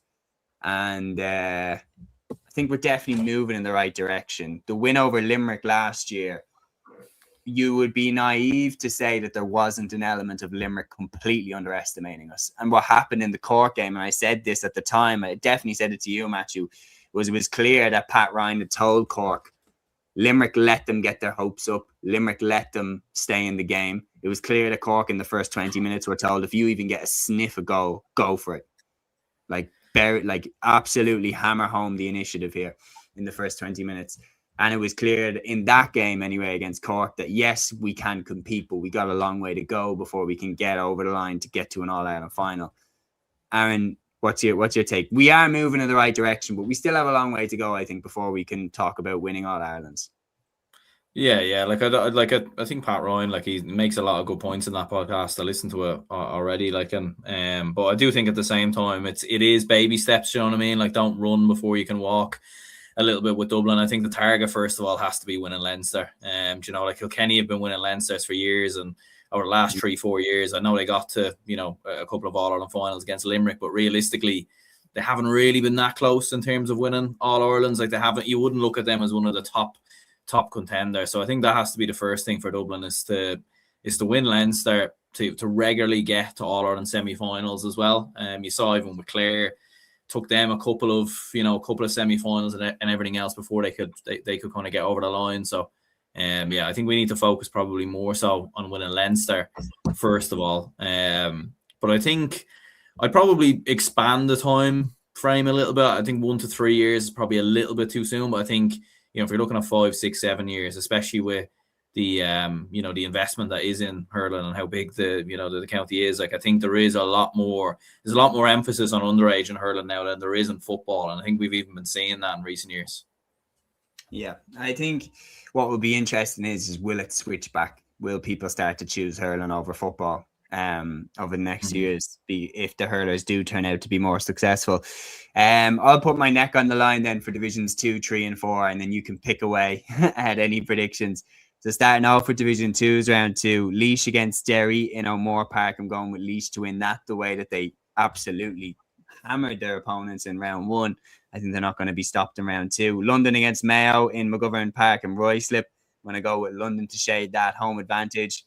I'm going to go with them to win that one. Kerry against Westmeath, then I'm going to go with Kerry. Kerry really looked impressive in round 1, and I'm going to go with them to get the win in Division 2's round 2. Then in Division 3's round 2, Donegal against Fermanagh. I'm going to go with Donegal to shade that. They have home advantage. It's in O'Donnell Park. They won in round 1. I'm going to go with them to do the same in round 2. Louth against Tyrone in Prosperity. Protection and Prosperity Louth is the name of the venue. Unbelievable. 2 p.m. Literally, I swear to God, on the Hogan stand, it says Louth v Tyrone. Protection and Prosperity Louth, 2 p.m. Yeah, Zimmer Boyman. Zimmer Boyman, mate. That puts that to shame. That puts that to shame. What's going on there? Okay. Viva says Laois will win by 3. Ryan Gallagher says Laois, London, and Kerry for Division 2. So my predictions for Division 3, and then I'm going Donegal to beat Fermanagh, Louth to beat Tyrone, and I'm going to go for Wicklow to beat Armagh in Auckram. And Division 4's round 2, then I'm going to go with Leitrim to beat Sligo, home advantage. Brave call that. Brave call. I'll shade that to Sligo. No, I'm going with Sligo. Yeah. I just remembered that they have I just remembered they have Kilcullen. Mr. 15 goals. So yeah, and all the Easky boys are back. So I'll go with them to win that, even though it is in Park Sean McDermott. I'm going to go with Cavan to beat Longford, even though that's in Pearse Park. I'm going to go with Monaghan to beat Lancashire, even though it is in Lancashire's home patch. So 3 away wins there in Division 4. Anything that I've said there that you grotesquely disagree with? No. What did you say for Kerry Westmeath? Kerry. I'll go with Westmeath. I know Kerry did very well last weekend. You were picking Westmeath to win again. What is this? I just think, I know Kerry looked good against Derry last weekend, and they did well against Tipperary in the month, wasn't it? The Munster League that they played in a couple of weeks ago. But at the same time, Westmeath also haven't had a game in recent weeks. They've had a lot of time to get ready for this game as well. And speaking to Kev O'Brien earlier today, or was it yesterday? When was I speaking to him? Was it yesterday? I can't even remember. I think it was yesterday. But yeah, he seems happy enough with his panel at the moment. There was a lot of retirements off the squad, but that's an opportunity for other lads to come in and start making their mark. So yeah, I'm going to go for Westmeath in that game. After that, I mean, other than Sligo beating Leitrim, but I think you said you'd change your mind on that. So yeah. Aaron Goodman's here saying, would you do a video on your favorite GA jersey this year, rank them, something like that? I think that's a very good idea for like one of those quiz shows or stuff like that. I think that's a very, very good idea for like the tier list videos. So plenty of good ideas there, and we really appreciate it. Then, so that's the hurling previewed and predicted. The final code then is the LGFA. We have round 2 for Division 1, 2 and 3, and then we have round 3 for Division 4, which of course started a week early. The biggest game, I think, personally, taking place in round 2 of Division 1 is the repeat of the All-Ireland final. It would be unfair to call it anything other than that. But Dublin go away to Meath. This one, interestingly, takes place on the bank holiday Monday, and it's in Stamullen, and it takes place at 2 p.m. So Meath looking for revenge after last year's All-Ireland final defeat. Both teams began their league campaign with defeat. So victory for both of these sides is crucial. Aaron, question is, can we do it against the big rivals? Can we go away and beat them? I think it'll be tough, but I think we have been better than them in recent seasons. I think in all fairness. So like with me, like it was interesting. I think both teams looked a little bit flat on the opening day. Dublin really never really got going versus Kerry. Meath struggled, I thought, at times as well versus Galway. Both are missing big players as well. But I think Dublin should still have enough, in my opinion. Obviously, going away from home, it will be difficult and everything else that goes with it. But like you're looking at it from a Meath perspective, Emma Duggan was very impressive versus Galway, scoring the 3 points. But yeah, no, I think we will be too strong. Yeah, I do think we'll be too strong in this one. Look, the reality is we were missing a lot of players in that game against Kerry, particularly in the forward line. No Carla Rowe, no Kate Sullivan.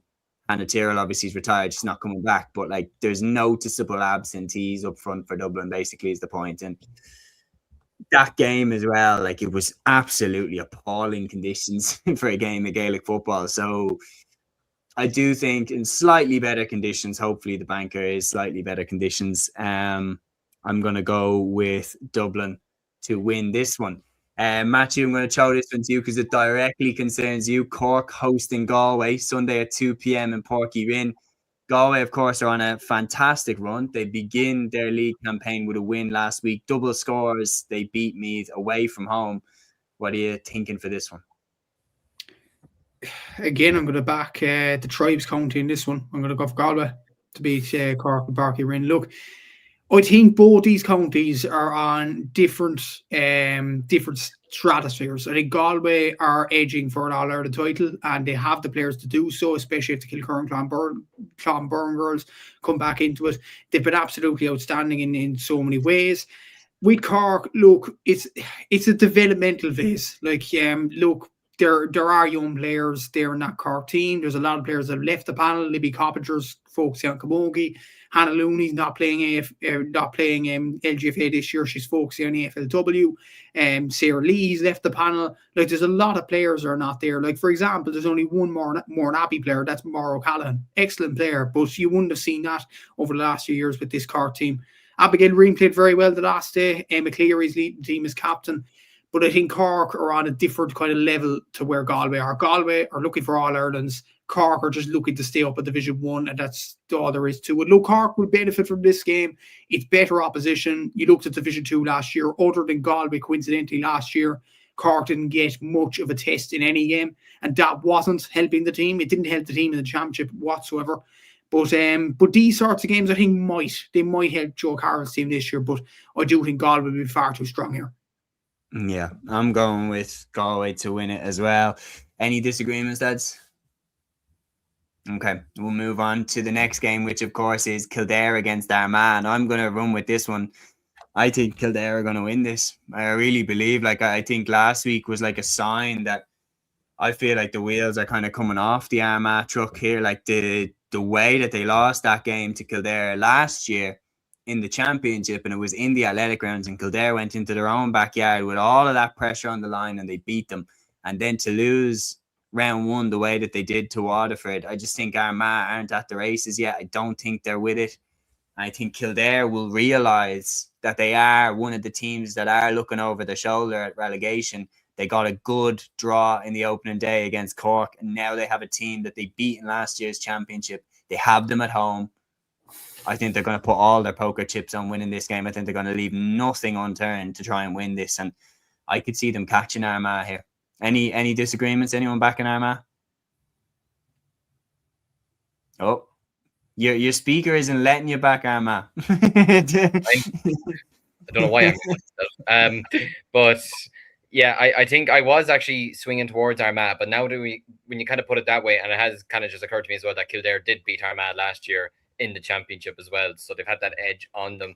I suppose my only reason for thinking Armagh would win was last weekend it felt like it was a big opportunity for both Cork and Kildare, and they both ended up drawing that game, but at the same time Armagh were extremely poor. They did the opposite to the men. the men and women just did the complete opposite of each other in the both respective games. But yeah, I think I agree with you. I'll actually shade it to Kildare this weekend. Any disagreements at all? Okay. No, so yeah, I'm going for Aaron? No, yeah, no, I was just saying I completely agree. They're just are going to be far too strong, yeah. Okay, well, I will throw this one to you then, Aaron, because it's the final game. And to be fair, I think this one is actually the most difficult one to call. I actually do think this. Kerry against Waterford, Monday at 3:45. Again, another game on the bank holiday. Interesting. No going out on the beer for the girls on Sunday to enjoy the bank. But what do you make of this one, Aaron? Obviously, two sides that started off their league campaign with very impressive away wins. And when you look at how close Waterford have been to Kerry over the last few years, if they want to start beating in the championship, if they want to start beating them in the championship, then beating them in the league does no harm at all. What do you think would happen here? Well, absolutely. Like, they're probably never going to get a better chance, realistically, like, especially after beating Armagh by 12 points. And we've kind of said it in previous seasons, like Waterford they've been building really towards this in the last couple of years, and it's just been about taking that next step. Like, it was interesting with Kerry against Dublin. Like, I thought Kerry took their chances really well, but I still think Dublin had the chances as well to win that game, to be honest. So yeah, do you know what? I think I'll back Waterford to do it. I think they've been motoring well, and they've been knocking on the door, as you said, and when they've played Kerry in previous seasons. So yeah, now we'll go with Waterford to do it by 2. I'll be boring and go with Kerry. Liam, what are you thinking? Yeah, I predicted Waterford to get second place this year, so I actually have a weird feeling they could win this weekend as well.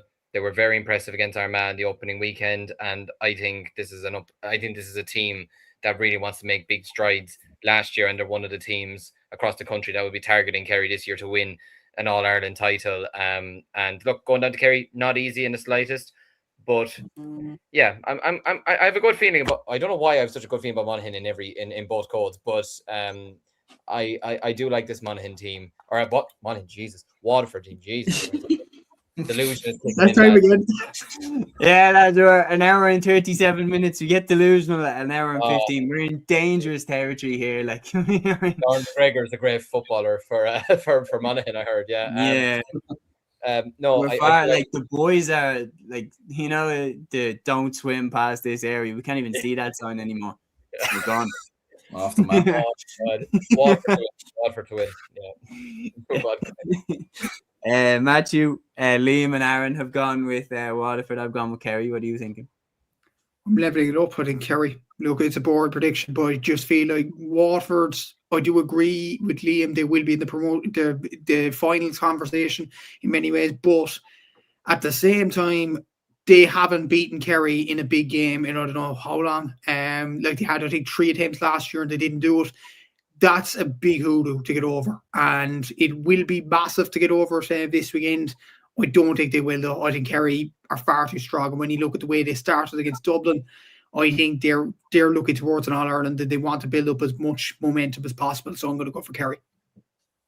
Absolutely. Well, now it's time to jump into the hot seat. Aaron, I'm going to start off with you for Division 2. and you just want you to call these, and we'll disagree if we do disagree with you. So starting off, Mayo against Wexford in Amenity Park, Sunday at 2 p.m. Mayo. Monaghan against Donegal, Sunday at 2 p.m. in Smithborough. Donegal. Tipperary against Cavan, Sunday at 2 p.m. in Clonmel. Tipperary. And Westmeath against Tyrone, Sunday at 2 p.m. in Cusick Park. I think Tyrone will be too strong there now. I disagree on one. I going with Mayo to beat Wexford, Donegal to beat Monaghan, Tyrone to beat Westmeath. I actually think Cavan will beat Tip. I'm predicting Cavan to have a very, very strong year. I think they have all their strongest players available to them. I'll shade it to Cavan. Anyone want to comment on those predictions before we move to Division 3? I think Tip would beat Cavan. I agree with Aaron there, but I disagree with Aaron on Monaghan Donegal. I think Monaghan will beat them. I know Monaghan Really? 7 goals last year. Absolutely. I know, but Monaghan do have good players like Ava Sherry and some good players around the middle as well. I think Casey Trainer's still involved as well. I think Monaghan are a bit of an underrated team, and Donegal are going downhill. I looked at, obviously I see the results against Leitrim last year, and Leitrim, let's be honest, Leitrim are a Division 4 team, and Donegal struggled to beat them in the relegation playoff last year. I think this Donegal team is on the way down. Monaghan are paddling around the middle, but I think Monaghan might sneak a win this weekend. I think it'll be a point or two. Okay, well, Liam, I'll throw you into the hot seat next. So starting off, we have Clare against Louth at 2 p.m. I'll go with Louth. Fermanagh against Roscommon in Temple Maguires at 2 p.m. I'll go for Fermanagh. Laois against Down in Emo at 2 p.m. I'm kind of tempted to say draw, but I also interviewed the Laois manager today, so I'm going to say Laois win.